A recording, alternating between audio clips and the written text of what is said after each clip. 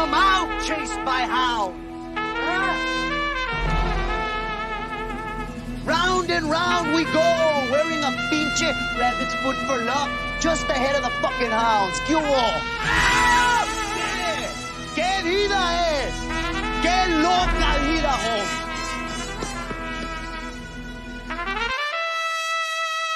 Como decimos en México, hay que dejarnos de mamadas. No hay que... Los cinturones aquí se hacen a un lado. Hay que pelear por honor y por gloria nada más. I invite him into the ring, and like we say in Mexico, we don't fuck around. We don't fight for rings and stuff like that. I don't fear anyone. En este deporte no se viene a jugar y no le tengo miedo a nadie. We don't come to play in this sport. I fear no one in this sport.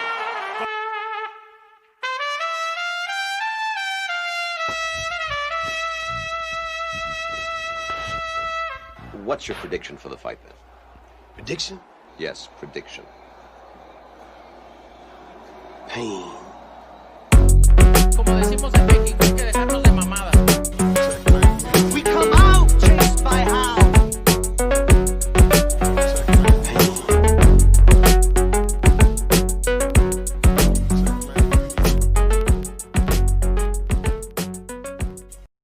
Hispanics are causing panic, baby. Let's do it. Panic causing panic. Lascano.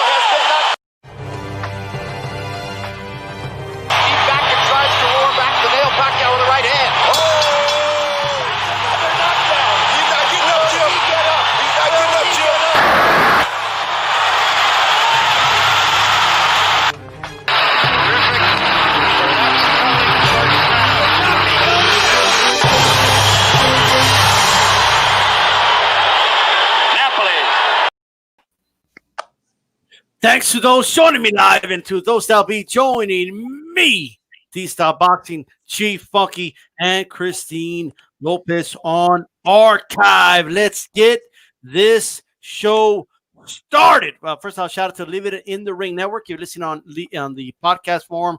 Shout out to you. Give us 5 stars on Apple Podcast. All right. Also, shout out to Pandora on there so you can listen to us there as well. All right. Hey, man, don't forget to check out, Untouched tomorrow on Chief Funky's channel. That's Chief Funky 84 on Twitter. So follow him, and In the Ring and Christine on all platforms, whatever it is. The first thing we're going to start with here is Claressa Shields. The story came out today. Marie-Eve Decade. I don't even know when I'm pronouncing that right, and I apologize. But it is 2 undefeated champions, right, for the WBC, WBO, IBF, and WBA. They have made it WBA Super for the first time for the women there. That'll be for the undisputed, the second division now that Claressa Shields is attempting to be undisputed in. Marie is 17-0. Claressa Shields, as we know, is 10-0. March 5th, a couple days before my birthday. Super Women. A woman's headline, and I believe it's going to be an all-women's pay-per-view. Christine, talk to us. What do you make of this news? Do you think this is going to be a successful event? You know what? I think it will. I was really surprised. I just saw it today that she was going to be fighting because I was like, she's all into MMA. She's totally left boxing. And so I was really pleasantly surprised. It kind of made me think, should she have been more patient and just waited for something like this to come along before jumping into MMA? But she seems to be enjoying it, so I'm glad. But then I also have to think, has she been so enthralled in learning MMA and learning how to kick that maybe she's not going to be the same Claressa that we've seen in the past? I think this is a good fight. Maria, she's got some skills, so I'm excited about it. All right, yo, chat, let me know who's down with HCP. Put me in the chat if you're down. Chief Funky. First of all, who's down with HCP? Everybody. All right. Talk to us. Claressa Shields versus Marie-Eve here. Pay-per-view, March 5th. All women will be available on all cable, satellite TV providers. Also, Fight TV will have it as well through stream. I don't know in the U.S., but they'll have the fight as well. Probably for international audiences. What do you make of it? Man, I have some mixed feelings about this thing because I mean, it's big for the women, because it's an all women's card. I don't think that's ever happened before, right? So this is a big thing for women's just combat sports in general, which is good, man. I'm all for that. The only thing that makes me feel a little sad about it is the fact that Claressa Shields had to go over to MMA and put boxing in the back, and she's such a talented boxer. She's very accomplished. She hasn't lost when it comes to boxing, and now she has to go over there and compete in women's MMA, which is a lot more. I guess you could say bigger as far as fans go than female boxing. So she's doing what she's got to do. She's got to eat. Her family's got to eat, all that stuff. So I wish her the best. I don't really know how it's going to work out for her. I think Christine made a good point. Will the training with all the other things, the wrestling, the grappling, the kicking, and all that, will that make her not the same that she was? We don't know. We'll see. But I wish her nothing but the best. Unfortunately, women's boxing is a little bit behind. So, yeah. Ron PMC, Sonteo say they're down. What's up, No Paul? How you doing? Chicano Profit on here. Raw Boxing. Check it out, man. This is what I could say. I think, first of all, it is an undisputed bout. I mean, it's hard to hate on that. You know what I mean? It's just, two undefeated women that we always ask for. This is what fight fans ask for. This type of stuff. You know what I mean? So I say let's show it support. Me, myself, the event's going to be $29.99. It's actually well priced. Yeah. What else would fan? Oh, if you're going to put it on pay-per-view, don't charge me $70. Okay, fine. They're going to charge you $30. Okay. I got $30 I can pay. I could give her $30 just to put my support. And if you don't want to support, it's simple. I mean, don't buy it, right? But I'm going to give you the pros here. It is two undefeated fighters here. It is for undisputed. And they're not marinating it or whatever. It's going to give it to us. Now, obviously, what do you know about this Marie-Eve, Christine? Because even though she's 17-0 and all that, I got to be honest, I'm pretty ignorant as to who she, other than knowing that she's a champion. I never seen her fight. So is she a real threat? Does she pose any threat to Shields? Yeah, I mean, I would be lying if I said that, I knew of her before this. As soon as I heard about the fight, I looked her up. I watched some of her fights. I know she did karate before. So she's not new to combat sports. And she looked good. I mean, she had some techniques. I saw her, in some good fights, and she's southpaw, which is a good look. I want to see how Claressa's going to deal with that. And I was impressed. She's not just somebody that said, "Hey, I think I want to box," and jumped in the ring. She looks like she's done her homework. She's with an actual trainer, and she looks good. It's going to be a good matchup. So this is good for us. Okay. All right. Look, I know she, again, I don't know a lot about her. She has 17 fights, so so she's, set herself into boxing well. But what I will say, growing up, I spent about 9 years doing karate, and like what I could say is, I'll be lying if I said it's the best sport to prepare you for boxing, because it just isn't. And even when doing karate competitions, it was very one-dimensional, meaning, the ref or whoever was kind of officiating will be in the middle, and the two fighters are side by side, and then as soon as somebody strikes, they stop it, right, and they say point, you know what I mean, and then you reset, and it's very, straightforward. That's what it is. It was very different to when I would go to a local boxing gym, and all of a sudden people are moving this way. And you got to turn, and it's just different. So I don't know. It's going to be interesting to see how she's adjusted and all that good stuff. But hey, Claressa Shields, this is what I'll say. If she becomes a two-time undisputed champion and feels like, all right, I got nothing else to accomplish here, so peace out. I mean, she might leave the sport, Christine, and she becomes the two-division undisputed champion. I still want to see the rematch with she and Hannah Gabriels. Like, I mean, she cannot leave without giving her a rematch. Like, I want to see that. That is like the fight. I don't know if you've ever gone back and like watched the fight. It was so competitive. It was so amazing. It was great. Yeah, absolutely. Well, here's what I'll say. One thing that Claressa Shields has not shown, despite anything, and I think this would go a long way, is power in the ring. She hasn't knocked anybody out, right? She recently put out she just recently put out a like a meme or whatever, a little short video of Van Wolf, your favorite, right? One shot knockout power. The only woman I know, honestly, and I'm not exaggerating when I say that had that. Yeah, she's a beast. Is there anything in your opinion that you see for Claressa that could transform her into someone that can actually get stoppages and knockouts, or is she always going to be that fighter that just isn't going to knock anybody out? I think we've talked about this before. I really do believe that it has to do with the 2 minutes. I think that if we get the 3 minutes, that we will see more knockouts, not only from Claressa but from other females too. How many times have they been saved by the bell? How many times have they had somebody hurt, but the fight's over? They need those 3 minutes. They want those 3 minutes, especially the ones that are coming straight out of the amateurs and going into the pros now. It's like that's what they're used to, and that's what they want. And I think that if we could do that we would see more knockouts. And Claressa too. I mean, Claressa is strong. But if you can take her shots for 2 minutes, then it is what it is. Yeah, it goes back to that 2-minute thing. Shout out to World Combat Sports. Keep cooking D-Style. And in the ring with Christine, we got Chief Funky here as well. Okay. Yeah, how are you doing? Also, I want to give a shout out to our sponsor, Loyal Roots. Go to loyalroots.com and get yourself some really, really good apparel. All right, so shout out to our sponsor, man. Much appreciated.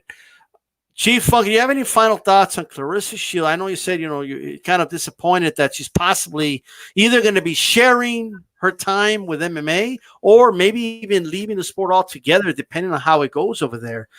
But do you have any final thoughts in terms of what she could still do in the boxing world? No, I mean, she's official when it comes to boxing. There's no doubt about that. It's just that transition from boxing to MMA. I know it's going to be difficult, man. I do. As great of an athlete as she is, it's a different world. We've seen it happen, man. Guys go one side or the other, or it's a different world, man. I wish her nothing but the best, though. Yeah, absolutely. What's going on, Chance Smoke? All right, how's it going? Here's something I wanted to kind of touch on with Shields, man.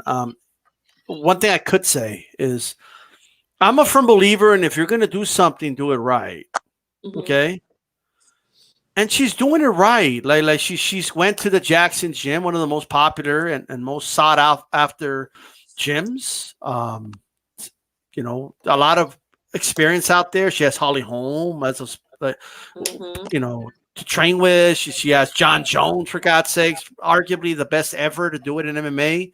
So she has people there that hopefully anyway will be honest with her and tell her, like, you're not ready yet for that level yet, because they'll be able to train with her and they'll match her up at least with, the level of opposition she should be, leveled up with in the meantime. So she has a team there that they have everything, a grappling coach, a wrestling coach, a Brazilian jiu-jitsu coach. All those are grappling, by the way, but ignore my my ignorance. But they have a striking coach, and that is important to show the difference between just boxing compared to someone throwing a knee in your face if you come on the inside, for example. So she's doing it the right way.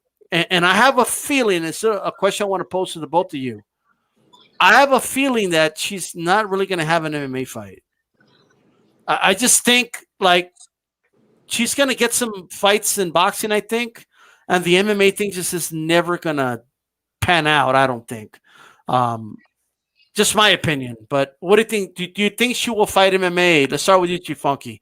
Will she have an MMA fight, in your opinion? I actually do think she will, man. I think she's going to try it. And plus, there's a lot more money over there for the women fighters. Than boxing. So, she deserves, she feels she deserves more pay, then she's doing what she has to do to get it. You know, I'm not gonna stand in her way. You know, Makes sense. Okay. What do you think, Christine? Will she actually fight in MMA?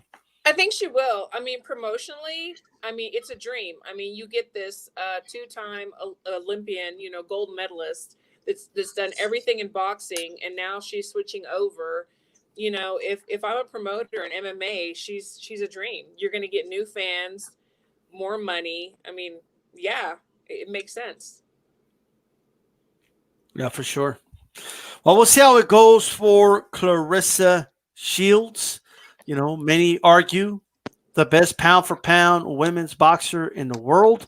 I have my own questions about that, but she's definitely up there for sure. All right. Fury versus Joshua. So it looks like the fight's a go. I mean, obviously it's not official yet, but one of the obstacles, there's several, but one of them is the WBO. Originally, you know, they were saying, hey, no, you have to fight Usyk. Usyk earned his shot. He's a mandatory. He was the undisputed champ at cruiserweight. He moved up. It's his opportunity to go, and he's not going to step aside forever. But they did recently say, you know what, for undisputed, no problem. As long as you fight Joshua or Fury, I'm sorry. As long as you fight Fury, we'll give you the okay because it's for undisputed. One caveat is you need to fight the winner of Usyk and Joyce, because they'll be fighting for the interim title. Chief Funky, what do you make of this decision by the WBO? well, you know how I feel about undisputed, man. I'm more into that than you know, guys jumping all around and making pound for pound lists. Like, I've never even made a pound for pound list. I'm all about undisputed, man. I like when guys go for all the belts, because I'm an old school fight fan, man. Back when I first started watching boxing, the belts actually meant something, you know. Yeah. Nowadays they really don't, but you still see guys that want to go after the belts, you know, because they want that belt. You know, they grew up looking at guys getting belts, so they want to do the same. So I like it, man. I like the fact that those guys are stepping aside and making this big fight happen, and we'll finally have an undisputed heavyweight champion of the world. It's been a long time, man, since Lennox Lewis did it. So I'm excited, man. I like it. This full undisputed has to happen, especially the heavyweight division. It has a good ring to it. The undisputed heavyweight champion of the world. What do you make of this decision by the WBO, Christine? You know, I really wanted to see, Joshua and Usyk. I did. I wanted to see that fight. I really think that Usyk would have won. But Fury and Joshua, you know, that's going to be a good one. Again, I'm going to be with Fury, and I think it's a good decision. You know, we're gonna deal with it, and it's gonna be good. But I really would have liked for him to fight Usyk first for the mandatory, you know.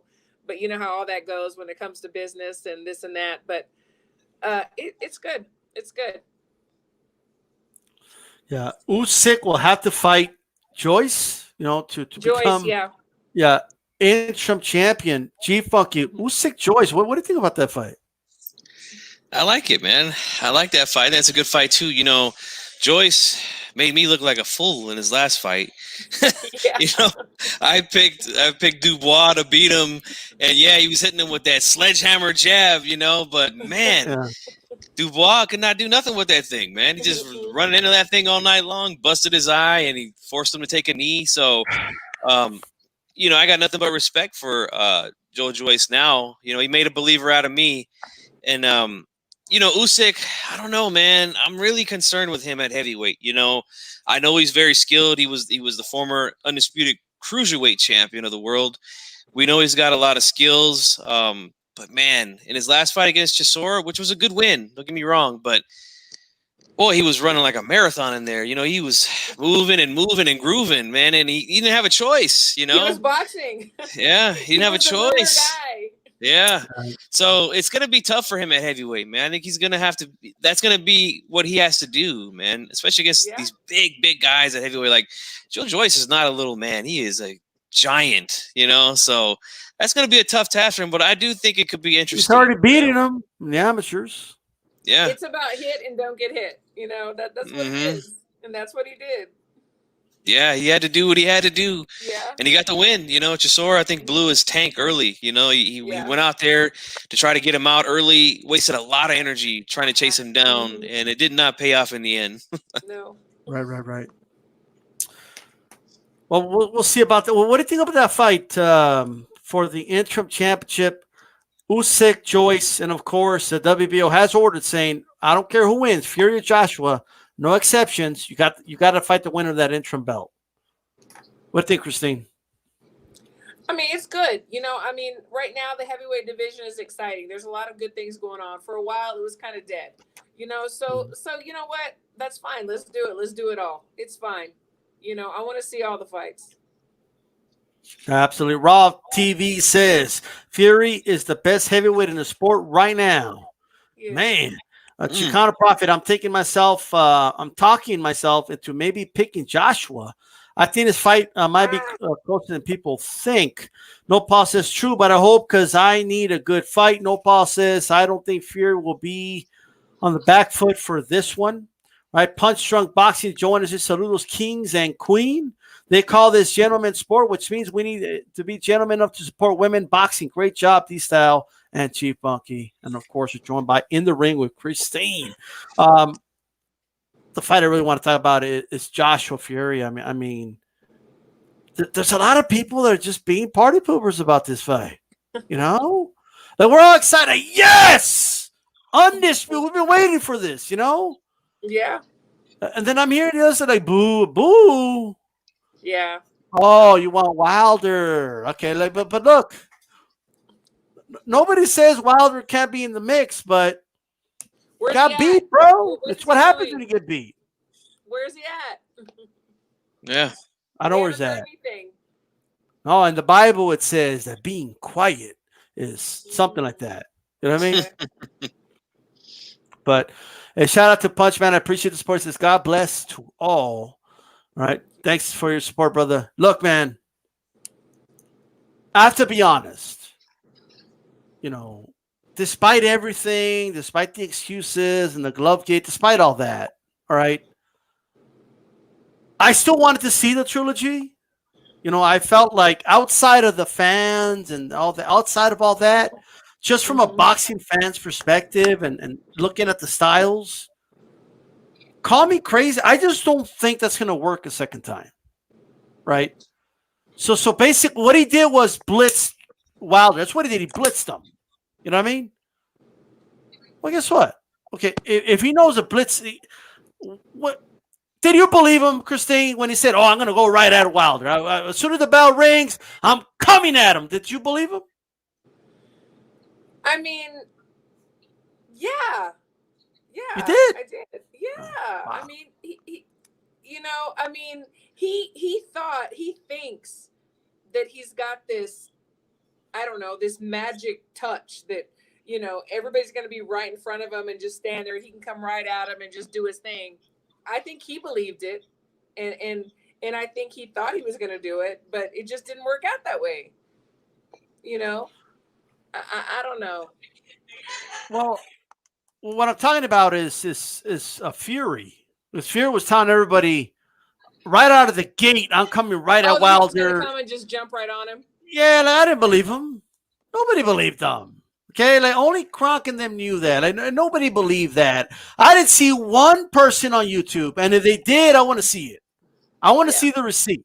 I want to see the dude that said, "Oh, Wilder's going to go right at him." I'm sorry, Fury's going to go right at him. He's going to hurt him. He's going to knock him down twice and destroy him. Yeah, no. There was nobody saying So he blitzed him. He didn't see it coming, and it worked. Will it work again? If Wilder prepares for that, will it work again? We don't know, and I don't give a shit what anybody says. A lot of people, in my opinion, are getting caught up with what his fan base are saying. Yeah. So they're very negative towards Wilder. It's like rubbing off on him too. And but the dude could crack with his right hand. He could change the fight around with his right hand at any point. But you got to stand in front of him. Who's going to do that? Anybody that can really box and knows what they're doing, they're not going to stand in front of that right hand. That's the thing. He's been getting away with it. And Fury's like, no, I'm not going to stand in front of your right hand. I'm going to box you. We're going to box.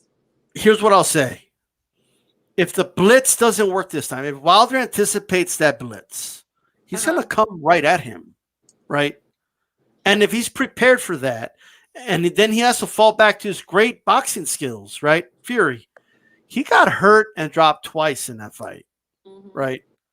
And he boxed Wilder's ears off outside of the 2 rounds, really, where he knocked him down, right? Yeah. So, look, I'm not saying I would favor Wilder. It's just I want to see it again. You know, I'm just curious. Yeah, I'm just curious. Now, should we wait for Undisputed just because of that? No. Okay. But, like, you're going to have to wait your turn now. Like, you know what I mean? It's the way it is. It's what happens when you get dominated and beat. Okay? You got to come back and prove yourself. It's the way it works, right? Yep. But, gee, funky. You know, I know I turned it into the Wilder thing, but first of all, I understand you'd rather, you're in that camp. You want to see Undisputed, but after Undisputed, would you mind seeing Wilder back in the ring with the winner of this fight? No, I don't, because I'm the type of guy that, in the spirit of competitiveness, the first fight, we have people on both sides, right? People saying Fury clearly won. Then we have the Wilder fans saying that he knocked him out in the 12th round. Either way, it was a draw. And that's exactly what my scorecard read at the end of that first fight. I had it a draw, so I didn't have an issue with it. Second fight, Fury comes out, stops him, which is a surprise. I did not think he was going to do that. But, hey, credit to Fury. He did it. So we got one that was nobody won. 2, Fury stops him. So, yeah, I wouldn't mind seeing him get another one. But I'd rather see Undisputed first, because that's, I really like Undisputed. That's just the type of boxing fan that I am. So I think the problem is, like you said, people, you said people are starting to rub off the negativity from Wilder's fans onto Wilder. But the problem is he went along with it. That's the problem. Wilder went in and he echoed everything that they were saying. So, that's going to happen now, whether he did that to, become the heel, like we would say in professional wrestling, and stir up the fans for a third fight. Who knows? We don't know what's going to happen in the future. But that definitely rubbed a lot of people the wrong way, Well, that it did. I got a secret that I want to reveal. All right? And I've been saying this. I think Joshua can beat Fury. And nobody wants to listen to me. Christine's shaking her head. I don't understand why. I got $1 on it. I got 5 on it. You know what I mean? Yeah. Let's see. No, but seriously, look. I think Joshua can beat Fury. I do. I think people are caught up with. I think stylistically, Andy Ruiz was just a nightmare matchup for Joshua. I believe that, right? Stylistically. But with a guy who he's going to be able to, yes, Fury's taller, but he's going to be right there, and he's going to be open to the jab to the body. He's going to be open for like a lot of things that AJ does well. My early prediction right now is AJ. I think AJ beats Fury. Decision. I think he beats him. That's my opinion, but that's what I got. I think, but ironically though, I think, I don't think Wilder could beat Fury. I think AJ beats Fury, but I think AJ, I think he loses to Wilder. He's gonna get hit with that right hand. You know what I mean? But all that Kronk Gym shit ain't gonna work with AJ. I think AJ's got a jab. He's got a jab. He's got a right hand. He's got an uppercut. He's got a hook. Fury's never fought a dude like that. I'm just telling you that right now. Okay? But what do you think, Christine? I think Fury is mentally stronger than AJ. I think once AJ gets hit good, he loses it. He just oh my God, my plan is not working, and he just doesn't know how to get back his bearings and start boxing again. I think he gets thrown off really easily. And Fury is freaking ruthless. He's a beast. He's gonna come straight for him, and especially if he goes in his backyard and all the fans and they start singing, what is it, Sweet Caroline or whatever the song is, you know, and he hears that, that's just kind of motivate him more. Yeah. I mean, I see Fury winning. Like I said, I'll even put 5 on it. All right. G Funky. It's the fight that's being talked about for the undisputed heavyweight championship of the world. Fury Joshua. Who you got? Well, my rules are always like this, man. Unless it's one of those things where it's like you can almost guarantee someone's going to win. But I usually wait until the fight's official before I give any kind of pick or breakdown or anything like that. But what I can say is this for right now. Somebody's riding the fans. I think it's no. I'm gonna make a pick. I'm gonna make a pick, but I wait. But I wait until it's official. Once it's official, you know I'm gonna make a prediction on this thing. But I think it's a 50-50 fight, man. I see both guys that can do things to the next guy that can give him trouble. You know, I do see that. I think you guys brought up some good points. AJ's punch. You know, he punches a lot better than most guys that Fury's been in there with. Pretty versatile. We've seen that he can knock guys out. We've seen that he can box when he fought Ruiz in the rematch, and we kind of see the same thing with Fury, except Fury's just very unorthodox. You know, and the unorthodox guys are hard to prepare for. You know, they're not unbeatable, but you know they can make things tricky in there. You know, and Fury's very, very unorthodox with some of the things that he does. So I think it's a great fight. Nice stylistic matchup. And, hey, it's for the heavyweight championship of the world, the undisputed heavyweight champion of the world. Doesn't get any bigger than that, man. Boxing needs Joshua to win this fight, guys. You know why? Because Fury's going to end up disappearing, going on another, hiatus, not defending the belt. He's never defended a championship in his life. Okay? He's incapable of staying consistent. All right? That is a red flag to me, and I think something a lot of people are ignoring, right? You know, and I think people are ignoring the versatility of Joshua, right? Joshua's the only heavyweight in the world right now that could pull off a pull counter. I tell you that right now. He's the only one, right? But people want to say, oh, he's this and he's that. I think he's become a little more fluid than he was. He was very robotic a couple of years ago. Yes, he's gotten a lot better. Yeah, he's gotten a lot better. And I got to tell you, I think AJ. You know, I don't know. I just think when Fury's talking about I'm going to knock him out in the second round, that ain't going to happen. I'll tell you that right now. Okay, I got AJ winning the fight. That's why I got winning. But we'll see. We'll see. What's going on, Chicano? Says I think the height difference won't look much once they're actually in the ring. I do agree with that. Okay, boxing benefits with Joshua. Yes. And I do believe that Joshua Wilder fight will happen if Joshua wins. I think so. Yeah. And then he'll have his shot at undisputed. You see, it could happen. You know. So, but you know, AJ gets hit, so some people think it's the end of the world. I don't know. You know. But you know, my only question is, how many times, Yeah, I mean, this red flags with that Andy Ruiz fight, so I'll take that back. So with that said, I just think that was a stylistic nightmare for him. I just think that's what it is. Okay. Yeah, and they weren't expecting that from that little roly poly. No, they weren't expecting that at all. Shout out to Black and Brown out here. How's it going, man? You know, are you from Hawaii, bro? Is that what that's about? Is that a Northern Californian thing? It's a Sacramento thing. It's my boy Black and Brown. Yeah. Oh, okay. All right. I thought it was Hawaii. You guys stole it from Hawaii. That's what I think. Yeah, we don't do weird signs like that in Texas. You know, we just say hi. Well, you know what I mean? I'll let Black and Brown explain it to you one day. All right. All right, everybody, hit this button. Hit the thumbs up. All right. Ryan Garcia's father came out, right? And he said, Lopez isn't the real king at 135 pounds. He beat a 130-pounder. That's all. That's who he beat.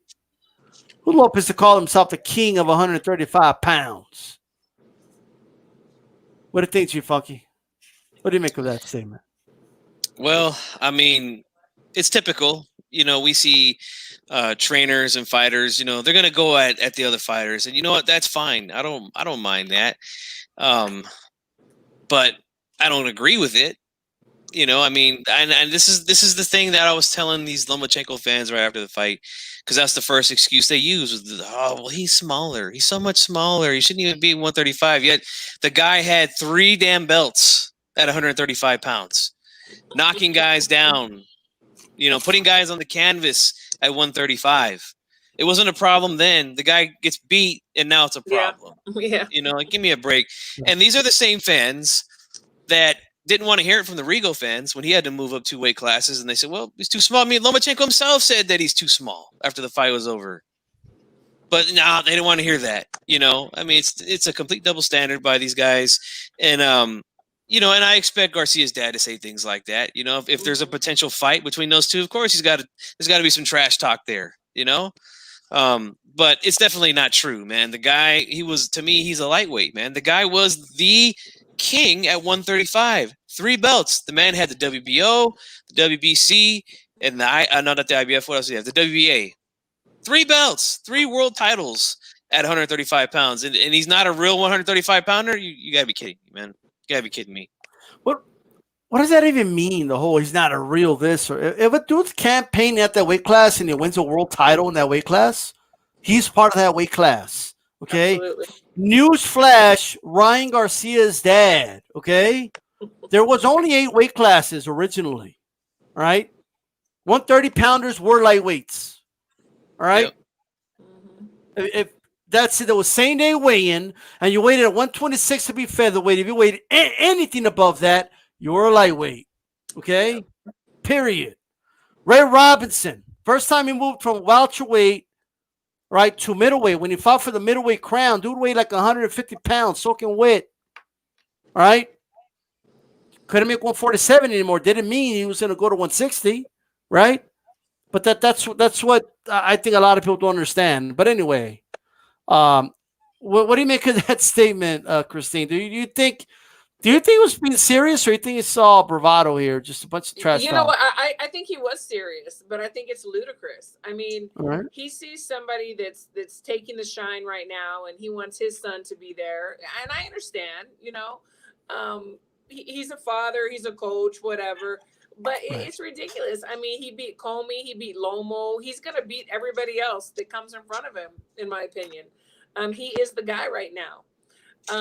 Ryan looked good. He had a lot of flaws, and right now Tio looks excellent. So he's got to say something to bring him down, or for later on for that fight to happen. I don't know, but when he said that and I read that, I was just like, "Are you serious? Like, who are you saying something like that?"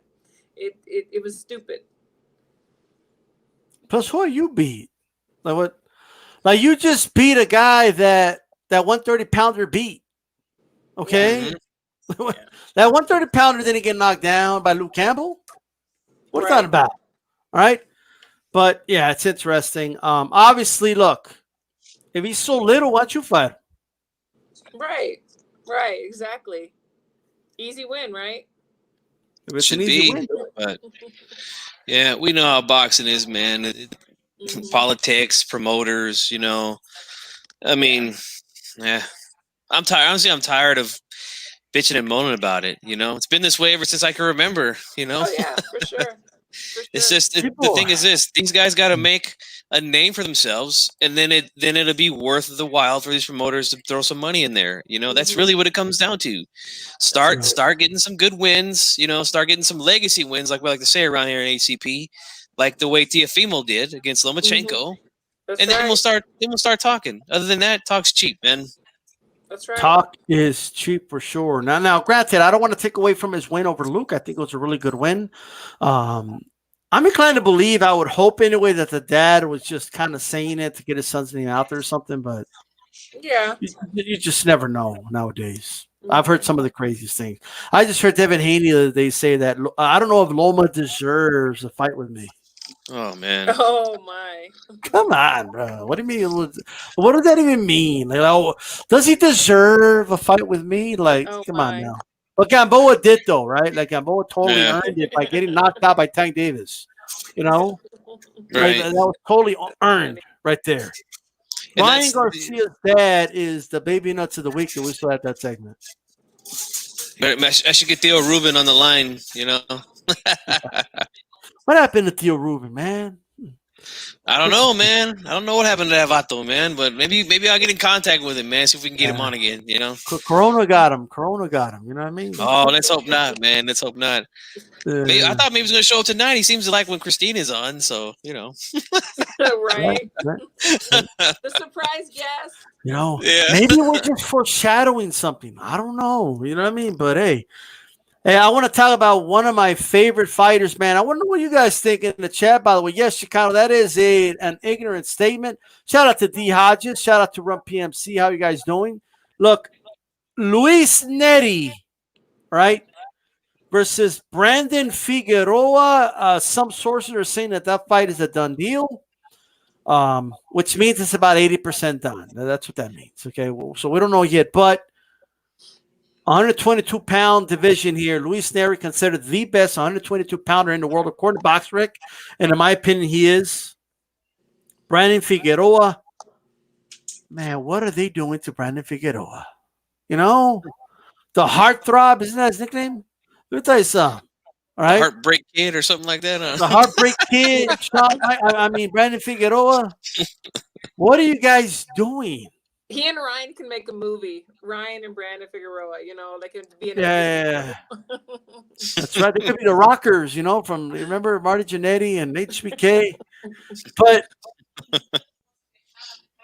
did Brandon Figueroa like piss off Al Heyman or something? Like, what's going? Are they punishing him because they're going to put him in the ring with El Pantera? They're going to put him in the ring with Luis there. Are you out of your mind? You never know. He's going to get his ass beat. Is what's going to happen. I'm sorry. Luis Neri's going to beat this kid's ass. I appreciate him signing the contract. I appreciate him testing himself. I appreciate that he wants to fight the Pantera. But let me tell you something. Tijuana, stand up. Thank you very much. He's going to beat his ass. But that's my opinion. G Funky. What's up, man? Why are they doing this to Figueroa here, bro? I don't know, man. That's a good question. Brandon, not Omar. Brandon. Yeah, Brandon, not Omar, right? You know, maybe the kid's ready to take the training wheels off.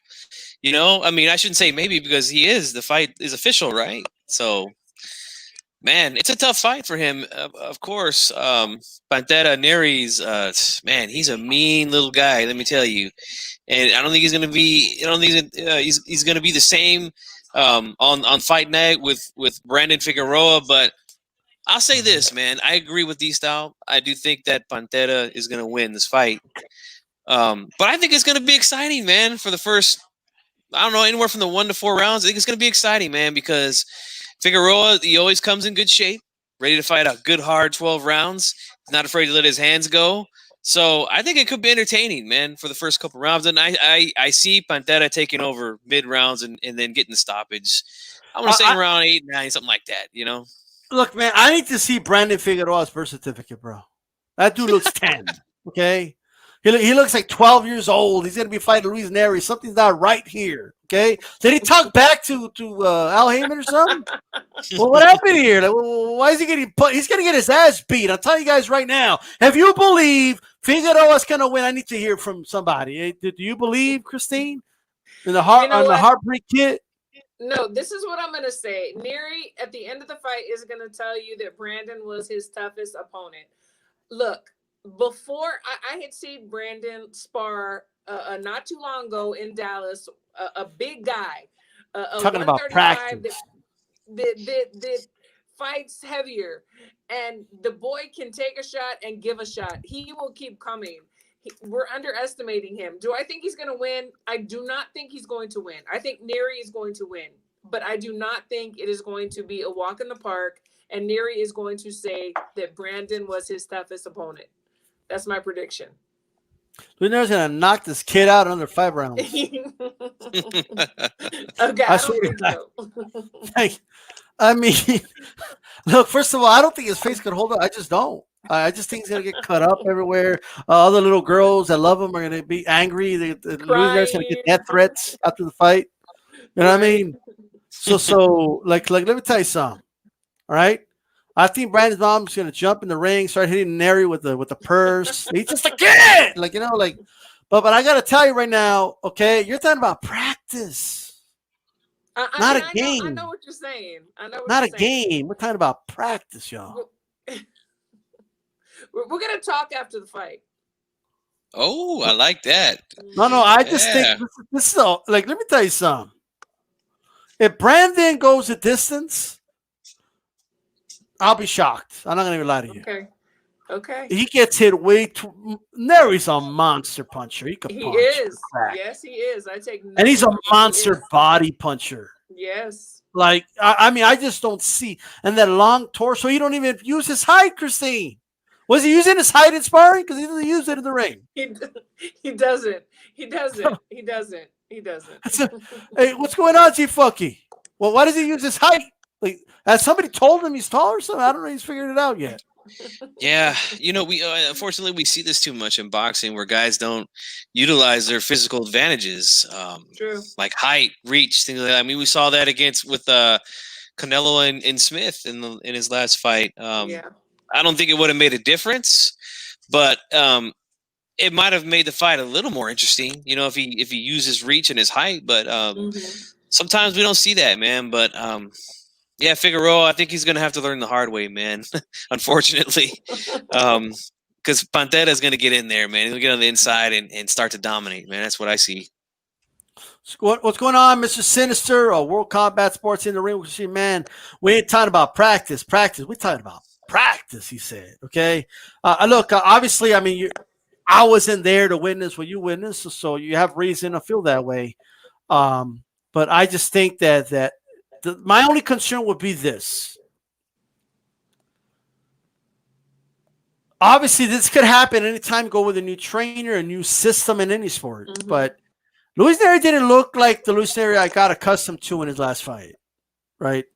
It was taking. I was wondering sometimes if he was having an identity crisis in the middle of the ring.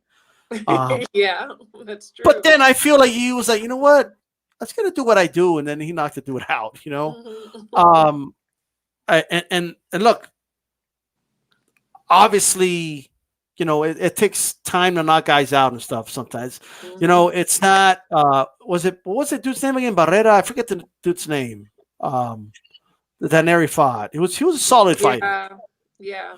So I apologize. If anybody remembers the name, put it in the chat. I can't remember the name, but it was a solid fighter, and he got him out of there. But so there's a little bit of that. It's one of the criticisms I have with Oscar Valdez, G-Funky's boy, right? There seems to be a little bit of identity crisis. Christine, why do you think that is with some of the fighters Reynoso has? Like, it seems like, is he wanting to have a fight like Canelo? Is it they're not adjusting yet? Like, what do you think it is? You know, I've seen this, and I won't mention the other names of other trainers that I know that take on other fighters that were with somebody else, and they want them to fight exactly like their champion. That's a problem. It's like everybody has their strengths and their weaknesses. And you can't, you know, photocopy and everybody be the same. I do see that. And you're absolutely right. You know, what was the identity crisis going on? Like, should I do this? But I don't really, this is not really who I am.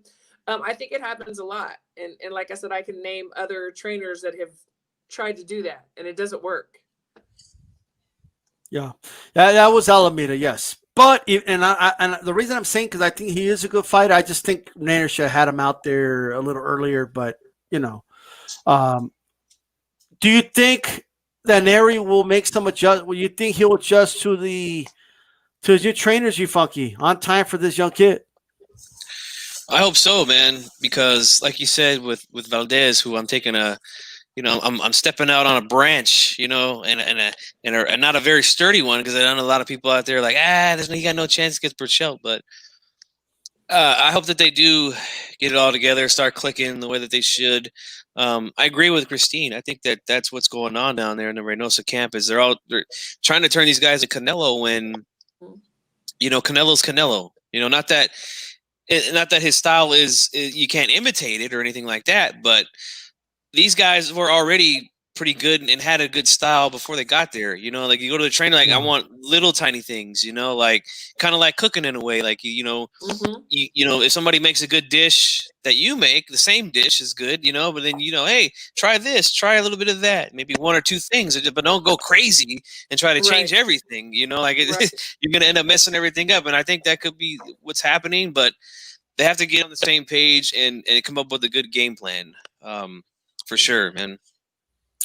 Outlaw says the Figueroa brothers are a good example of their father not letting go and taking them to a proven trainer to teach them defense and other offensive skills. Good point. I do think it would help them. Like I've always said, I've always felt like Omar, who I've watched more than his brother, what benefit? Like I just don't think there's anything else his father could offer him. No. But I think I see, I'm like, you know what? Imagine if he was with a Robert Garcia or like someone like that, right? They can have him bob and weave more, add a jab a little more, just something like they did with Maidana, for example. And that's just one example. Just, is it going to hurt at this point for Omar especially? Now, the one thing I will say is that the one thing his brother Brandon does have that I never felt Omar had with either hand is I think Brandon has a really good hook. Right, it's a pretty solid hook. Like I've seen him hurt guys and drop them with one punch like that. And is that something? Stances. He can switch stances as well. I mean, not everybody can do that. That's tough. Oh, there you go. All right. Now, my only thing with this comment, I'm not discrediting the comment a lot, but what about when guys that never had to change, like Enzo Calzaghe stayed with Calzaghe his whole career, had no boxing experience, learned it from a book or something crazy like that, and he went places with his son. His son was undefeated. That was Angelo Dundee too. You don't necessarily have to have done it to be able to be a good teacher, and to pay attention to detail. You can read a book, you can spend time at the gym, and you can learn that way. Everybody's different, That's a great point, Christine, and I always bring that up. In all sports, because people always ask me this, because I'm a big NBA fan as well. But people always ask me, like, how come a guy like Michael Jordan never wanted to be a head coach? Everybody considers him to be the best player ever. Yet, he should be a good coach, should be able to teach people. But the thing is this, like, people that the really great players like that, a lot of the times they rely on their instincts more than anything. And those are things that you can't teach people, man. That's stuff that you just have on your own. Now, some players that use craftiness and versatility that are all-time great players, like a Larry Bird, for example, was a great coach when he coached. He only coached for 3 seasons, but he got his team to the finals, once. I believe they made it to the conference finals twice. So, he got there a different way than Michael Jordan did, So I think it's the same way with boxing too, man. Like, it's tough. Like, we've seen Pernell Whitaker try to teach Zab Judah some things and it just didn't work out, and I really think that's what it comes down to most of the time. Yep.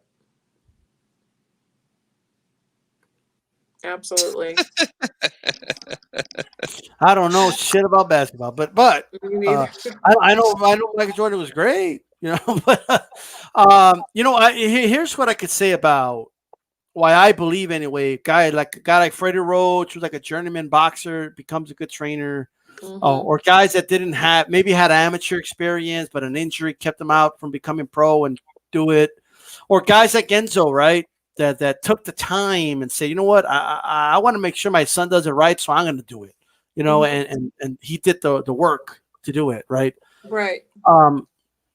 I think the reason that works more so than, let's say, a fight. And by the way, there is all-time great fighters like Buddy McGirt that are great trainers, so it's not like an impossible thing, right? But I think what I think it is, and it kind of adds to Chief Funky's point is, I just feel like since they rely on their natural abilities, maybe they don't understand why someone else can't do it.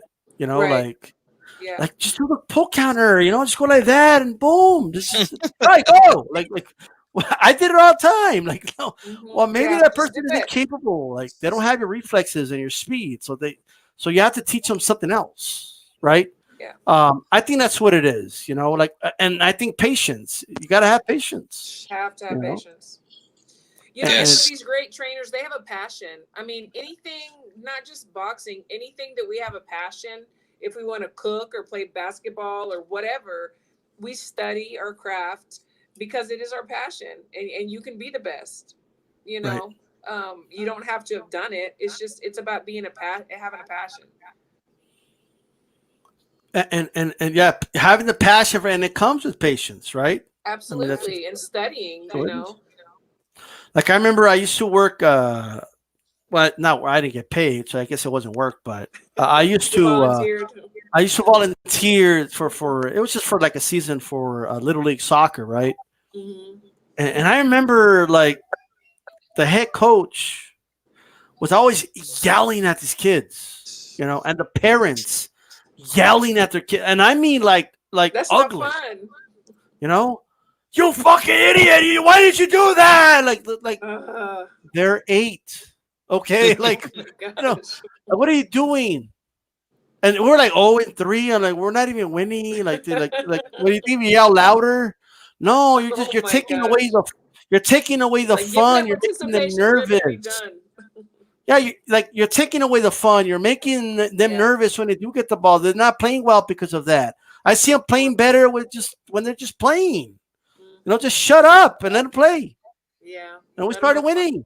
We made a rule. The parents cannot talk. Okay, you sit down. Yeah. Like, you could clap and cheer for them. That's it. All right. That's a good rule. And it worked. But anyway, the coach kept yelling, though, but that's a different story. But look,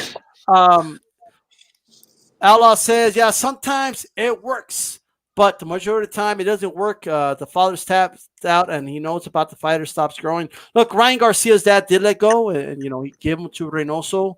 So I just think it just depends on the situation. It does. It depends. I'm a firm believer if it's not broken, you don't fix it. So Right. when people say, "Oh, should Teofimo's dad give him up to somebody else?" Like, what? No, you don't beat Lomachenko and then switch shit up. It's not the way to do it. Right. So Right. it's how I feel about it. Speaking of 122 pounds, look, Navarrete has moved up. And I'm kind of mad at Navarrete. I'm not gonna lie. I'm kind of upset with Navarrete because who did he fight at 122? Other than Dogbe, who else did he fight? And people say, "Oh, well, there's nobody to fight." He was fighting like 5 times a year. Okay, great. But we had Angelo Leo, Stephen Fulton, Luis Neri moved up. Brandon Figueroa was there. Ray Vargas was there. He had competition, right? That he never fought, and I hope 126 will be a different story. Okay, I think his last win was a pretty solid win, and I hope he continues from there. But I need to see more out of Navarrete. But now that he left the division, right? A lot of smoke here this Saturday. 20-0 Angelo Leo against 18-0 Stephen Fulton. Number 3, number 4, respective, according to BoxRec. What do you make of this fight, Christine? Talk to us. This is a good fight. Leo, he's a tough mofo, and those body shots are killers.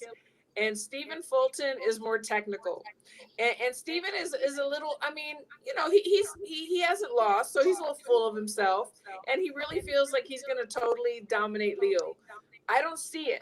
I see that Leo is going to go in there and he's going to win. It's a good fight. I'm excited about this fight. I like the matchup. I really do. All right. Okay. All right. Who do you got winning? I have Leo winning. Yeah. I think you were on our show after he had his last fight. And I remember there was a lot of criticisms because he was taking a lot of hits. And I say, that's how he fights. Yeah. Watch all his fights. That is how he fights. That's how he got there. Exactly. I don't think people realize this, but right. Sometimes when a guy gets to the top, and I always use him as an example, like Ricardo Mayorga, right? Ricardo Mayorga fought the conventional way and Right. tried to out jab you and slip and dodge, and he wouldn't have made it. No. He wouldn't have. And he like just you wouldn't said earlier, if it's not broke, don't fix it. That's right. I mean, he is where he is because of how he boxes. He is where he is, and if he fights like the other guys, maybe he's just not where he is right now. That's true. People should need to realize that. That's very true. Yeah. Just in general, G Funky, what do you think about 122? I mean, we got this fight. I think it's a great fight. Nery, Figueroa. Do you share my same sentiments about Navarrete? Yeah, I do. I mean, as much as I liked him being so active, because that's something that we just don't see anymore.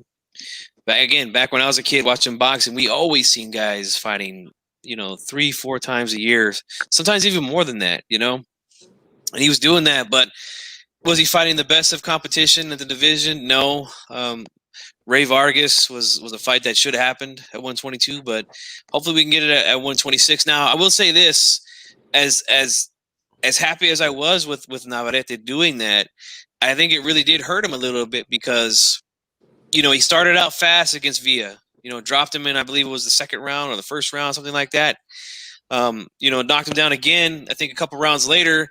And then you kind of seen him like almost looking like, why is this guy still here? Like, I'm not used to this. Like, this guy should have been out of here. Like, I hit him with my best punch, and he's still here. And Villa actually closed the show pretty strong, in my opinion. I actually scored at 6 rounds apiece, but because of the 2 knockdowns, he loses on points. But I really think that severe lack of good, strong competition did kind of come back to hurt him in that fight a little bit. I really think he was looking at like, why is this kid still here? Like, he should have been out of here, man.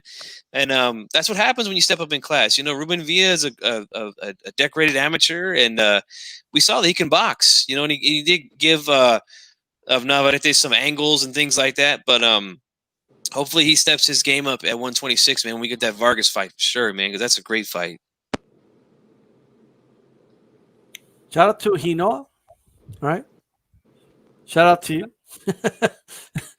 We got people from Mexico, Spanish speaking, all that good stuff. I appreciate you. Reynoso could learn English, but yes, you're right, Cincinnati. You don't need to learn. He's good.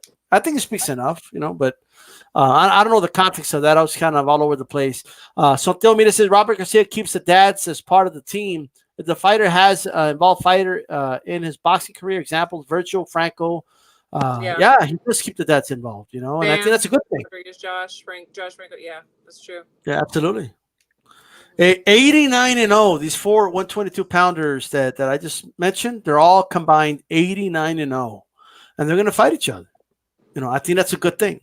Okay, so 2 O's have got to go. All right, unless there's a draw on both fights, and then we'll just be back here talking about the same old shit. But yeah, wow. Stephen, Fulton, Angelo, Leo. You guys check that out on Saturday. Major Key Boxing. How are you doing? Puerto Rican rum. There was a time when a guy would fight between 6 to 10 times a year. There was, and then there was some studies done. What was the best of ideas? You know what I mean? But I still think those guys are legends, tough as hell, and I celebrate them. But we don't need to go back to when guys were fighting 10 times a year. If I'm honest, but. Just my opinion. What do you guys think about that? I just think with everything we know now about brain injuries, pugilism, dementia, and all that, I think we're done with that, Yeah. We have to take care of our warriors. Absolutely. I mean, I'd be happy with 4 times a year if these guys just fought 4 times a year. 1 or 2 good, strong fights, and then a couple of tune-ups or whatnot, whatever you want to call them in between. I'm perfectly fine with that, because that's the way I saw it. When I was coming up, we would see, Chavez wasn't in there with killers every time. You know what I'm saying? Yeah. He had a couple of guys in the top 10, and then he would fight a couple of champions of the division or top contenders, whatnot. So I'm good with 4 times a year. If it's 5 or 6, hey, great. But 10, that's too much. 4 times, like 2 showcases, 2 good fights. Yeah. I think that would be great. That's just my opinion, but I'm good with 3 as well. You know what I mean? But we're lucky we get 1 nowadays. So Yeah. Yeah. Shout out to Manny who hasn't fought since like what September, Almost 2 July years now. 2019. Like, Yeah. God damn. Dude, no, check this out. Before you move on, since you mentioned that, I have to say this.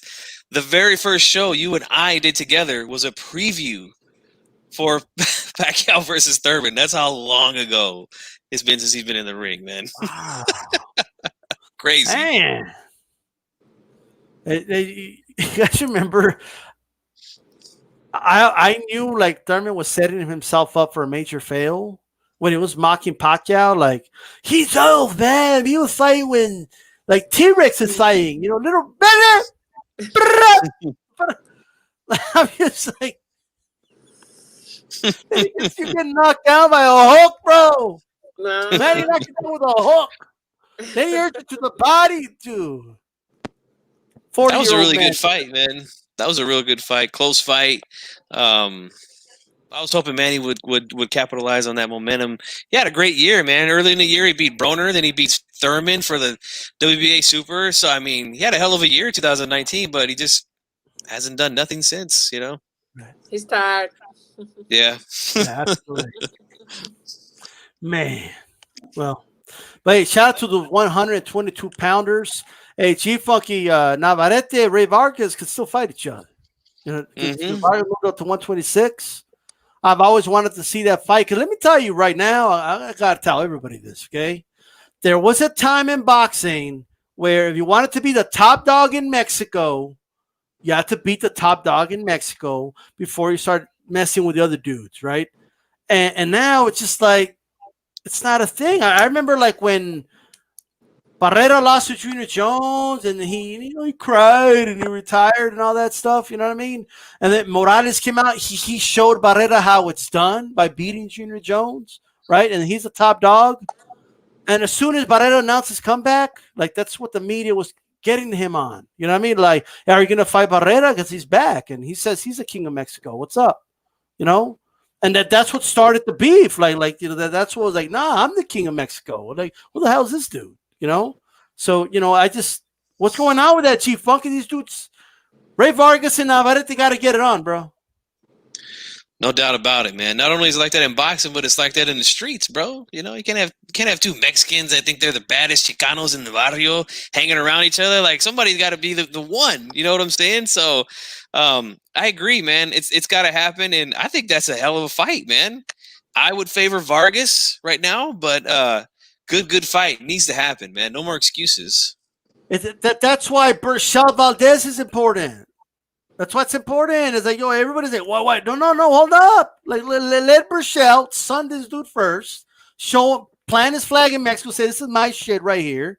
And then I'll come after the rest of you. You know what I mean? That's what's about, Chief Bunky, because Berchel is going to beat the shit out of Valdez. I promise you guys that. I promise you. Look at my face. What do you think, Christine? Who do you got in that fight? I agree with you. The king of Mexico. You know what I mean? Berchel. The guy, nobody wants that work with. Like, Valdez thinks he sees something. He's like Mikey Garcia. He's a big Spence. dude. Remember, you guys Mikey are going to be surprised, man. I'm telling you. That's Valdez, bro. I don't think Valdez sees something. I think he knows something. That's why he's taking the fight, man. I think he knows something. He knows and man, hey, he's training his ass off, man. I've been seeing him a lot on social media. He's training hard, man. And you know what I like about Valdez too? It makes me like him even more. Man, he's got good taste in music, man. I mean, man, he listens to everything in the gym, bro. I like that, Absolutely. Berchel by late round stoppage says Outlaw. See, that's what I like. People that know what they're talking about. You know what I mean? What's going on, Raider? How you doing, man? We see you. All right, let's. I want to talk about this here. Let's go to welterweight. But we're not going to talk about Spence Crawford because everybody's talked about that to death. Okay? Let's talk instead about the future of welterweight. Right? Two big fights coming. We talked about the Virgil Ortiz fight with Hooker. Great fight. G-Funky. Lipinets, Boots Ennis. It's being talked about. Do you like that fight? I really like that fight, man, for Ennis. We've been hearing a lot of good things, and we've seen a lot of good things from Boots. He's the eye test again, passes with flying colors. This is what I like to see right here. When these guys step up to that next level of competition to see where they're at. Same thing with Virgil. He's stepping up, fighting Maurice Hooker. Good fight. I think both of these guys are on the right path. I think that their promotional companies have done a great job with them so far, getting them where they got to get. And these are two good fights to kind of open up the doors, I guess, for the casuals to say, look, these guys they're coming. They're coming to take over. And right now, 147 to me is one of the most disappointing divisions in boxing. These guys at the top aren't trying to see each other for some reason. For whatever reason it is, I don't give a damn. Fights aren't happening. These two young guys, Virgil and Boots, they're the future at 147, man. I like this fight. I really do. They're the future 147. They're the future 154. Okay? Like they're coming, and believe me, we're not that far away from those fights, man. Big Dog, what is this? Ennis and Ortiz, the rising star, absolutely. What do you think about that fight? Is too soon, too late, just on time? Well, how do you feel about it? Boots Ennis against Lipinets. Christine, did you say too soon? No. I mean, I have to ask a question now. Look, I have to test your knowledge a little bit. You know what I mean? I might get a lot of flack for this, but it's about damn time that Boots is fighting somebody. And I mean, Lipinets is a veteran, and honestly, whenever he fought Mikey, he was kind of showing his age a little bit. But finally, Boots is gonna fight somebody that's gonna test him a little bit. What is he, like 20 something? What, 4 and I don't know. It's time. It's way time. I don't know what the holdup was. I mean, I do. I mean, there's some guys in there that I know he doesn't want to see. He didn't want to see sooner. But I'm not a huge fan. I'm not a huge fan of him. I'm just not. All right. Puerto Rican Rum says, hopefully we will finally see if Boots is the real deal. His level of competition has been horrible, he says. Man. Thank you. Well, I mean, he is a prospect now. Let's not, Virgil has fought the better opposition for sure. Right. Virgil Maurice, that fight by far beats this matchup. Absolutely. I hate to see it because I love them both and I know them both, but by far, that's the bigger fight. Yeah, I think the Orozco fight too for Ortiz was a much better fight. I mean, as far as competition goes from both guys, but hey, you gotta give, him too. But you gotta give Boots some credit, man. He's stepping it up, man. That's what I like to see. Okay. Oh, man, Lipinets has shown me some better footwork since the Mikey fight. I mean, I think 147 is better for him. He's not. I don't think. I think he's a little more comfortable at 147. He's gonna bring it. He's gonna bring it. It's gonna be interesting for sure. Mm-hmm. For sure. Like people just assume. Like people just assume. Like, he's the future, right? So it's gonna be easy. Like, nah. Like, doesn't always work out that way, No, sometimes those are the toughest fights for a lot of these guys. Like, the one time I saw Ward really hurt, it was against a prospect when he was on the come up. So that's I don't know, because there is a jump in level of opposition for Boots right there, but I do think Boots should win. I think he'll. Yeah, I think he'll win the fight decision. Mm-hmm. Yeah, Lipinets is tough. He's strong. And one thing I know is he's not going to lay down, I don't think, man. I could be wrong. You never know.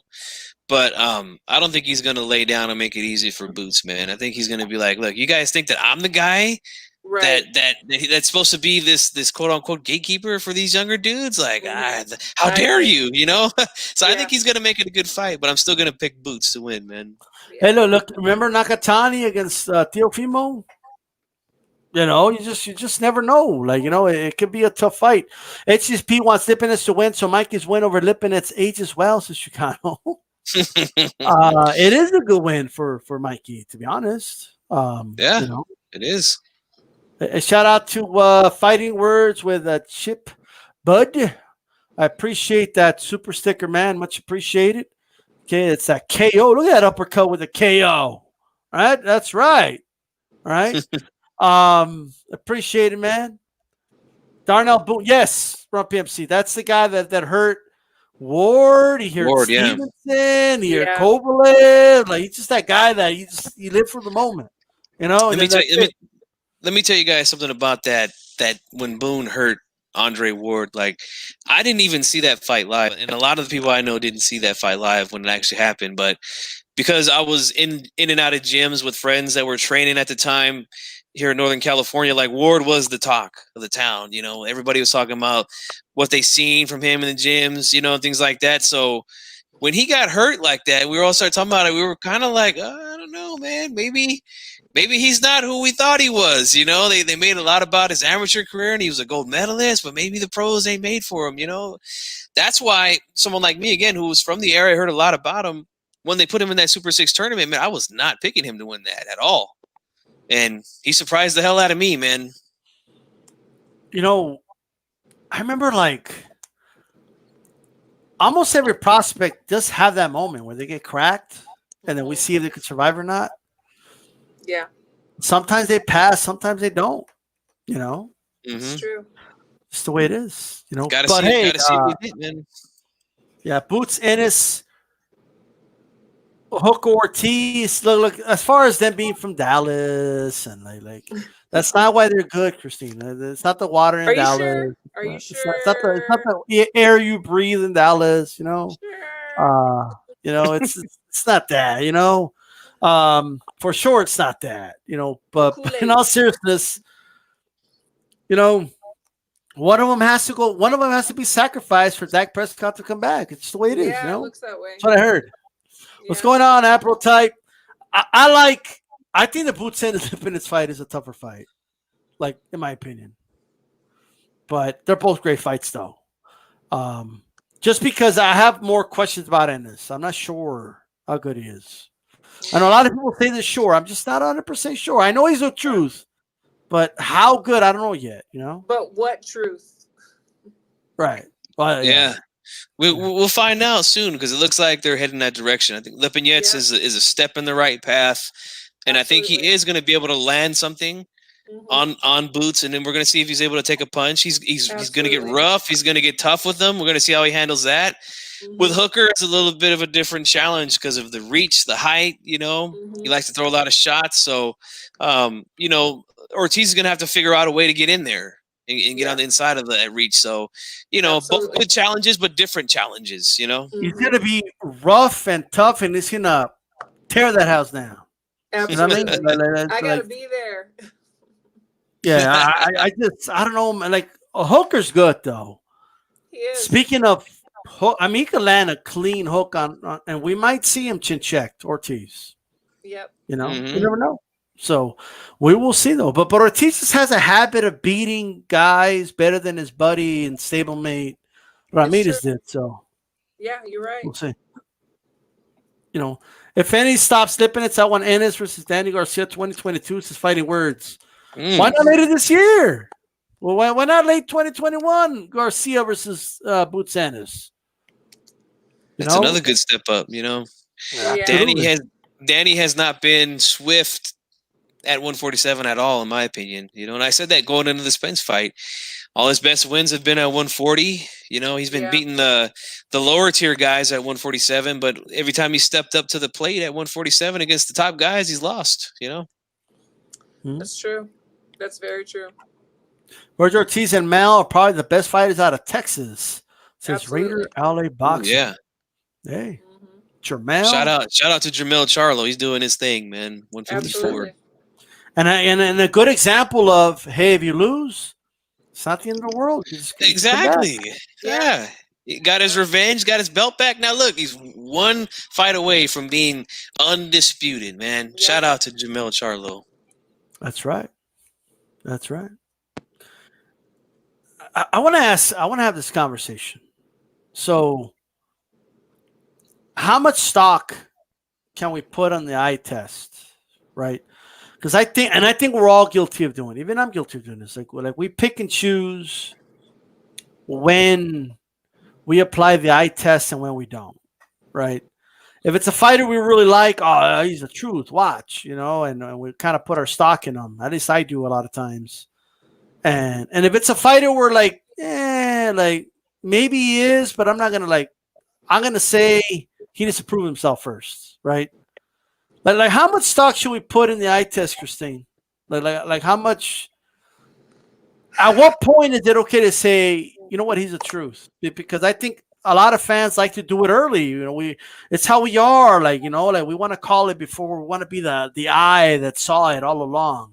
Yeah, I mean, yeah, that's true. I mean, I don't know. We like who we like, and it's like some guy like Canelo had to prove himself to me. I mean, and people, oh, that's the pound for pound king.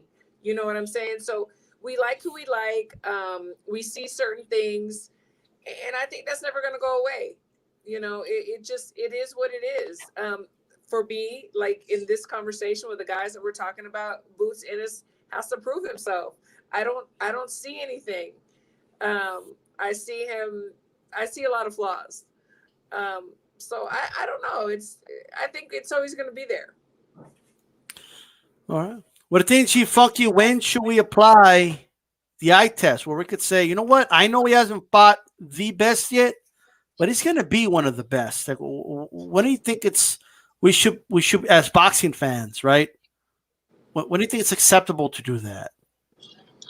I think early in guys' careers, it's okay to say that because, if a guy is a hot amateur or an Olympian or even a medalist in the Olympics or something like that, they're gonna put that fighter in those kind of fights to make him look really, really good early on, to create that buzz, a la Oscar De La Hoya. When he came out of the Olympics, they set him up on the right path.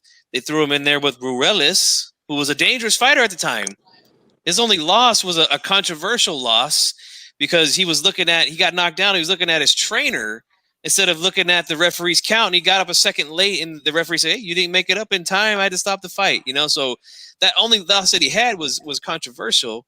He had a ton of knockouts. So that was a dangerous fight for Oscar, but Oscar gets him out of there in 2 rounds. Now, to me, when I seen that, I was like, okay, now Oscar's the real deal. That's when I said it, and those are the type of fights when those guys that look good, against the fights that they're supposed to look good in, and then when they get in there with somebody good and they look the same or similar, then I can say, okay, then they're the real deal. There's a lot of fighters today that get a lot of praise for beating guys that they're supposed to beat. They're heavy favorites all the times, and they get this guy's the best over all these other guys that are proven. Like for me, I don't do that. I used to do things like that in the past, but I learned my lesson. For me, it always worked out the wrong way. For some people, it might not. But that's for me. That's the way it's always worked out for me. Yeah. Question for the chat: like, what percentage do you think we should put in the resume? What percentage should we put in the eye test? Right. And the reason I ask that is, look. If I'm honest, and I was on YouTube at the time, and I know everybody swears nowadays, but they don't have the receipts. I do, right? When the Super 6 was announced and I saw the field, you had former middleweight champion Jermaine Tater, you had Mikhail Kessler, you had Arthur Abraham, you had Andre Durrell, was a highly touted amateur, right? Bronze medalist. And then you had the gold medalist, Andre Ward. And I looked at that field, and even though Ward, outside of an old Miranda, hadn't beaten anybody, I said, you know what? He's going to win this tournament. And I didn't base that off of resume. He didn't have the best resume out of those guys. No, he didn't. But my eye test told me, from what I saw, I think, I just think sometimes guys are that talented where you can see it before they actually prove it. Now, I'm not against them proving it. They have to prove it, right? And that's what Ward did. He went out there and he proved it, right? But then I have other examples, right? When Linares was just a prospect, my eye told me, man, this dude's good. Unbelievable. I thought he was unbelievable. I did, right? And I said, this guy's the future pound for pound best. That's what I said, the best pound for pound best in the sport. You watch. Now, was I wrong that he's not? He's talented. He's good. World champion. But my eyes did deceive me a little bit because there's things I couldn't account for. like his questionable chin, his how easily he got cut, and stuff like that. You know what I mean? There's just things we don't know until those guys actually go to the ring and actually do it. But I would say it's about 70% resume, 30% eye. Mhm. Something like that. I think the last time that I just strictly relied on the eye test for a guy and it turned out good for me was Guillermo Rigondeaux. But I did that because of his amateur record. You know, one of the best amateur records ever, 2-time gold medalist. Defensively, man, the guy was, man, you couldn't touch him, man. It was hard to hit him clean. And leading into that Donaire fight, you know, he did have a couple of tough fights against Cordoba. That guy was an awkward style, gave him a lot of trouble, but he was able to overcome that. And then when he fought a guy named Marroquin, I think, he rocked him. Yeah, he rocked him a couple of times in that fight. And that was the fight, I believe, before he fought Donaire. So he was able to get rocked, hang in there, and still beat the guy pretty soundly. And that was the thing that people were questioning when I made my prediction. I remember getting a lot of comments on that video. They were like, man, you're crazy. Donaire's proven. He's done this. He's done that. Well, your guy's done jack shit. You know, and I said, hey, man, I just think he's going to beat him, man. I think he's got the right style. And I turned out looking like $1 million in that one. But that's not always the case with me, you know. But that was the last time I did that, you know. Well, there you go. You ever done that, Christine? Did you know someone was the truth?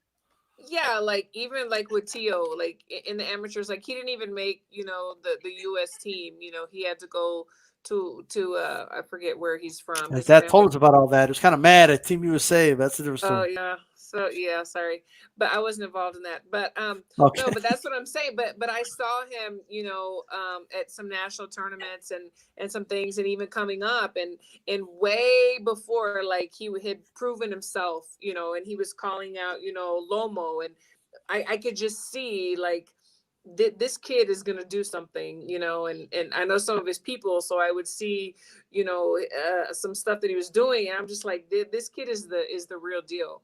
So yeah, I mean, he was the last person that I've done the eye test with, and yeah, it's been proven right. Yeah, and I want to agree with Christina on something too, because Canelo had to prove himself to me as well. I remember when he was beating guys like Alfonso Gomez and Randy Rhodes, Matthew Hatton, Kermit Cintron, Yeah. you know, people, Josecito Lopez. Fans were talking about Canelo back then like they're talking about him today. Yeah. And I'm just like, this is crazy. Like, he's beating guys he's supposed to be. You know, like, I want to see him in there with Trout, Lara, Mataroshin. You know, those are the three best guys at 154 at the time. You know, he got in with two of those guys. So, I mean, yeah, he had to prove himself to me, man, you know? Well, you know what? Like, and I think the WBC, surprisingly, is part of the reason why Canelo gets a lot of criticisms, that if they didn't do certain things, he would never get, you know? Like, they didn't have to roll out the red carpet for this kid to win that WBC strap. They just didn't, you know? Yeah. They could have had him, like all those guys you mentioned, he could have fought them as a prospect and no one would have criticized them. Right. You know what I mean? The problem is that he got the belt, and till this day, people still hold that over his head, you know? And it's like, well, WBC, you didn't have to roll out the red carpet for the kid. He wasn't ranked. He wasn't the number one guy. You didn't have to bring a dude from 147 to come fight for that title. You know, he was Haddon's brother. Like, oh, come on, okay? Yeah. You know, and then the franchise thing, again, another example of creating something that's going to get Canelo criticism when you didn't have to do it. You know, Yeah, it's just unnecessary. In other words, you know. But what I will say is he could have fought all those fights as a prospect. Eventually, we know it. Look how good he is. He would have won that belt anyway, right? And none of it's in the history books. There's no criticisms there. And he fought the same guys, right? But what I will say, I do have to admit, I knew Canelo was going to be the truth. You know, I knew he was. Did I think he was going to be a 4 division? Like, no, like no one could predict that. But I did feel he was going to be like a player, like a major player in boxing, because what he was doing at ages 18, 19, you know, I was impressed, to be honest. You know, And I knew he was going to have a machine behind him, and he was going to be able to be successful, you know. But hey, like Raider said, he exceeded expectations. Well, there you go. Yeah. Maybe he passed the eye test for the WBC because he did go and beat Trout after all, says Chicano. Well, but like, should sanctioning bodies be doing the eye test? Like, no. no. No. What are your thoughts, Christine? I don't like that. I don't like that face there. It's deep. It's deep. It's beyond. By the way, Bills or the Chiefs? Who's gonna win? The chefs. Do you guys remember that? You guys remember that commercial where, back in the day, where the guy was airbrushing the paint on the end zone and he misspelled Chiefs and put the chefs? I still call them the chefs to this day, man. That's funny. Absolutely. White Povetkin numero dos, the rematch. As we all remember, it is the knockout of the year for many people. When Povetkin landed the perfect uppercut on Dillian White, in my opinion, set it up, and Dillian White went timber. He fell down. I swear to God, man, I heard it all the way over here, all the way from England when he fell. You know, what was that? You know, and anyway, Lance Meyer, how's it going? Shin with Ice, Mr. Popo, all you guys, how's it going? What do you think of this rematch, Chief Funky? I know, like, do you think it's necessary? I mean, they had to do it because it was in the rematch clause, but, what do you think? You know me. Normally, I don't like to see rematches, especially when a guy gets stretched the way that White did, but he's contractually obligated, I guess. But, again, not to brag or nothing, but I did pick Povetkin to win that fight, beautiful knockout by him. Just a pretty good fight overall. I mean, Povetkin was down twice the round before he knocked out White. So I think it could be a good fight. I still think Povetkin's going to win because I just think he's better than White. I think he's more skilled. I think he has more experience. White, to me, has just never been that good like a lot of the UK fans make him out to be. He's just never impressed me with anything he's done in the ring. So I'm rolling with Povetkin again, man. I sometimes got triggered when I was celebrating that loss. Oh, yeah, they got mad. I was happy he got knocked out. What do you want? What do you want from me? Want me to lie? You want me to act sad or what? You want me to cry? What's going on, Mr. Sinister? We are in the building. Talk to me, Christine. Do you like this rematch, and do you see the rematch any differently? I'm going to be the worst boxing person right now ever because during that fight, I was overseas, and I heard about it, and then I just never got around to watching it. So I am the worst. Did you feel the shake? Sorry, guys. I'm sorry. Christine, did you ever watch professional wrestling like WWF back in the day? Yeah. Do you remember the buried alive matches they used to have with like Mankind and the Undertaker? Like that's what happened in Eddie Hearn's backyard. Oh, really? Oh, wow. He buried him alive. Oh my gosh. Eddie Hearn's backyard. I have to watch it. I'm gonna watch it tomorrow. Yeah, I loved her. I wanted to be a wrestler. I was like, I'm gonna be a female wrestler. Yeah, wow. White got buried alive. Everything, man. That flowers, everything there for him. Povetkin Ortiz is a fight I would rather watch, but hey, look. I think here's what I'll say. He did hurt Povetkin a couple times, so I think this fight could go. I think it's a 50-50 fight.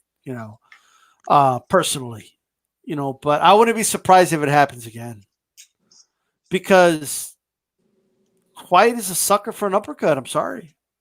You know what I mean? It's the way it is. It just is. That's how AJ caught him. He got caught several times that way in other fights. But Povetkin's old, man. The Povetkin's up there in age. And nothing against old people, but he's old. No offense, old people. No offense, but he's old as fuck. That's it. He sounds like I like Povetkin, but don't you go dying on me, all right? Like, is he gonna be alive by the time the fight comes? You know, Is White Sitting in awake yet? hospice. Has anybody woke White up yet and told him that the rematch is on? That's right. Afro Rican salute to the brothers and beautiful Christine. Oh, thank Absolutely. Right. Fuck Dillian White says Big Dog Willie. Never like who am I to prevent him from saying it? You know what I mean? Big dog in the house, man. What's going on? Oh yes, like they came up.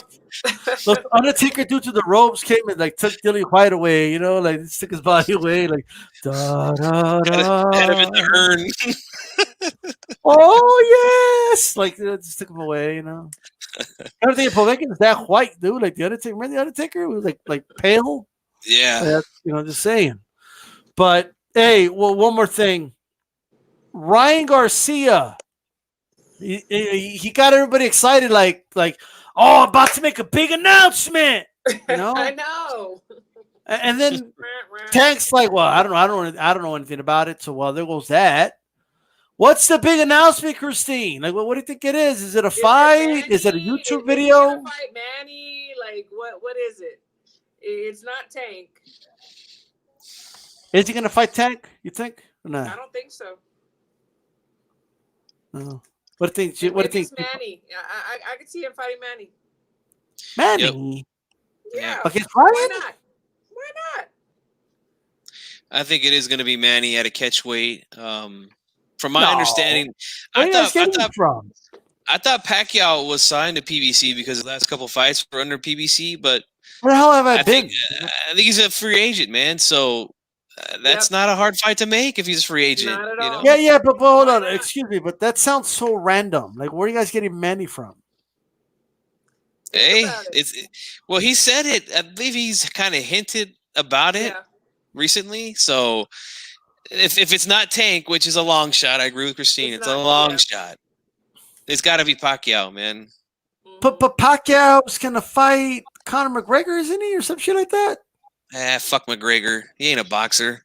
No, I agree with you, but isn't that what he's doing? Isn't like, you know how much money he's gonna make to beat up Conor McGregor? Yeah, but I mean, he can probably make some good money fighting Ryan too. We know Ryan brings a lot of fans, and dude, Pacquiao's gonna. What's with the pretty boys getting in the ring with like these vicious killers, bro? Like Pacquiao's gonna kill this dude, bro. I'm sorry, he's gonna knock him out, bro. I don't know, man. We'll see. I think it's gonna be a good fight, man. Yeah, man. What is this? I agree. Hey, is this April 1st? Where are you guys getting this from? I'm like in shock. Like, what do you mean, Manny Pacquiao against Ryan Garcia? We have the power. There you go. I like that. Has anybody in the chat heard about it? I haven't heard anything about this. Where did he hint about it? Just think about it. It's nothing to. It's nobody said anything. Just think about it. It makes sense. Okay, why not Ryan versus Mayweather? Because he's fighting that Mayweather's YouTube fighting, guy. What's his name? The internet dude. Yeah. That's why. Well, what about Ryan on the undercard of that fight? Maybe against Pacquiao. Is this what like the National Enquirer does? Hey, just think about some crazy shit. Hey, is this how it works? Yeah, I don't. What is that show? I forget where they gossip and what is it? I forget. Yeah, that's what it's TMZ. TMZ. We're the TMZ of boxing. Yeah. Manny Pacquiao will beat the shit out of Ryan. I'm sorry. Like he's too small for him, bro. I think it's a good fight, especially at Manny's age. You know, I wouldn't rule anything out. You know, he's been out of the ring for a long time. Got a lot of rust. A lot of good. I mean, he is tall. I'll give him that, but it's not like he uses his height. So no, but it would be good for him. If he cracks Pacquiao, we know he could get knocked out. Yeah, and if the zone's willing to spend some money, they got a lot of money over there. They can make it happen. No, you know why Pacquiao would beat him? Pacquiao doesn't he could take hooks all day. Like I saw this guy take hooks from Cotto, and it's so straights that knock him out. You know what I mean? And Ryan doesn't have a straight like that. That's a good point. That's a good point. What about Loma? What about Lomachenko against Ryan? Even though he's just called him a 130-pounder. But I don't think so. I don't think there's a lot of money in a Loma fight, man, to be honest with you. Although, don't get me wrong, they make the fight happen. I think it's a good fight for Ryan. I think Loma beats him, but I think it's a good fight, you know? An exhibition with Conor McGregor is way too much money to pass up. Well, he can do that. He can do that anytime, though, if you think about absolutely, it. You know? anytime. Get 2 paydays instead of 1. What if Conor gets choked out in the next fight? It doesn't matter. He's got fanatics that follow him, you know? Yeah. Same thing with Pacquiao. The Filipino fan base has been by his side through thick and thin. We got to remember, other than Tyson Roy Jones, which did 1.5 million, I believe that was it 500 or something like that? 500, 600,000 people bought that Thurman Like fight. 600,000. Yeah. So he's still the quote unquote king of pay-per-view in recent years, you know? Absolutely. This is Pacquiao. Oh, come on, Thurman. His little noises he makes with the back. Thurman did that, and then Ricky Haddon did the look, he does the same thing every time. Like, you know, the same thing and still knocked you out, bro. All right. But hey, Chicano Private, shout out to you. Well, we pretty much went through everything. You know, this has been a great show. Want to thank Christine for stopping by. Thank you, guys. Christine, tell everybody where they could find you and give us some final thoughts. Everything is In the Ring with Christine. Make it simple on YouTube, Instagram, Twitter, Facebook, Potatron Network. Check me out. I just appreciate it's always fun to hang out with you guys, talking boxing, and I just appreciate it so much. Definitely. Chief Funky, give us some final thoughts. Yeah, this was a great show, man. We got a good fight this weekend, man, with Leo and Fulton. Gosh, Fulton, yeah, Jesus. My short-term memory is bad these days, guys. You know, you don't get a lot of sleep like me. Sometimes you forget things, but stylistically, man, that is going to be a good matchup, man. So make sure that you guys watch that fight, enjoy that fight. Make sure if you haven't hit the like button, you do that. Make sure you subscribe to In the Ring with Christine here on YouTube, man. She does videos, she does interviews, you know, make sure you subscribe. And, you know, I'll make sure that I call Theo Rubin and tell him that I spoke to you, Christine, and then he's really going to get jealous, you know? Yeah, he needs to come see me sometime. I'll tell him you said that. Yeah, I'll tell you, this has been a really good show. We had some other stuff planned, but we still made it happen. You know, I mean, nonetheless, make sure you tune in on Thursday for the round table. Right, Christine will be back, of course, and then we'll have Lion Killer, and some, you know, Joe Habib, Amilcar, myself, Chief Funky, and still working on somebody else, but should be fun. Okay, we're working for a future guest for that show as well, and guest for HCP. And Uncensored tomorrow on Chief Funky's channel. Go to www.youtube.com/ChiefFunky84 to go to his channel. All right, this is D-Style Boxing. Keep it boxing. We're out of here, guys. Peace.